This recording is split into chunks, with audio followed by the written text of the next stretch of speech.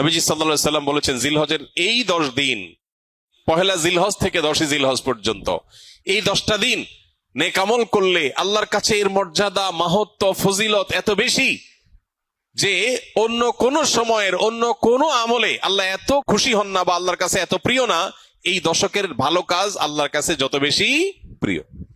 তাহলে ভাইরা আমার, এই দশকে নেক আমলের ব্যাপারে নবী আলাইহিস সালাম এত বেশি গুরুত্ব আরোপ করেছেন, এত বেশি গুরুত্ব দিয়েছেন, আল্লাহ তাআলার কাছে সবচেয়ে বেশি প্রিয়।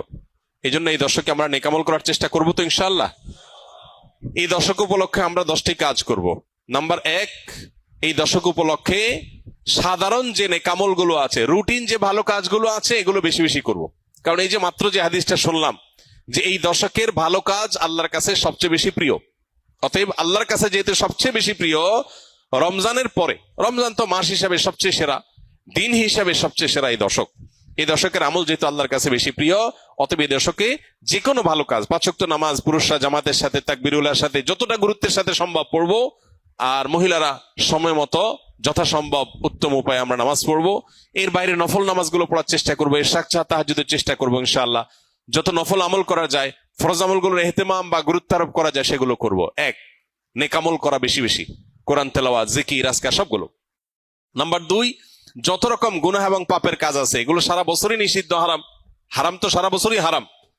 যে আমল, যে কাজ গুনাহ, সেটা সারা বছর করাটাই গুনাহ, কিন্তু এই দশকে করাটা বিশেষভাবে নিষিদ্ধ এবং এই দশকে করাটা বিশেষভাবে জঘন্য। কারণ যে দশকে আল্লাহর কাছে নেকামল করা প্রিয়, সেই দশকে আপনি বদামল করলেন, সেটা আরো জঘন্য হবে না?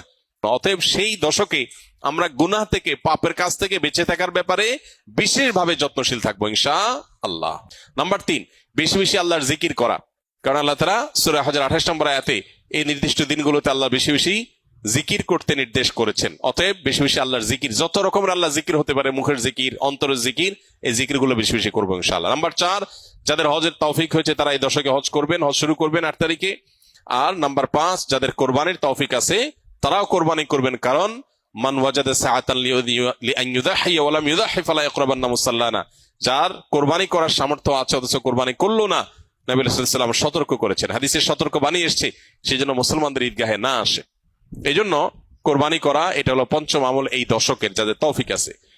6 নম্বর আমল হলো, যারা কোরবানি করার সিদ্ধান্ত গ্রহণ করবেন তারা জিলহজের চাঁদ ওঠার পর থেকে নিয়ে ঈদের দিন কোরবানি করা পর্যন্ত এই সময়ের মধ্যে মাথার চুল, গোঁফ, হাত পায়ের নখ এবং শরীরের অবাঞ্ছিত পশম ইত্যাদি এগুলো কাটা থেকে বিরত থাকবেন এই 10 দিন।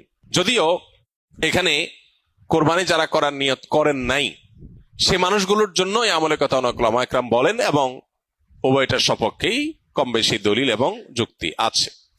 7 নম্বর আমল হলো বেশি বেশি তাকবীর, তাহমিদ, তাহলিল পড়া, যেটা মাত্র বললাম। উঠতে বসতে, চলতে ফিরতে, বাজারে ঘাটে, ঘর বাড়িতে, সব জায়গাতে আল্লাহু আকবার, আল্লাহু আকবার, লা ইলাহা ইল্লাল্লাহু, আল্লাহু আকবার, আল্লাহু আকবার, ওয়ালিল্লাহিল হামদ বেশি বেশি উচ্চারণ করা।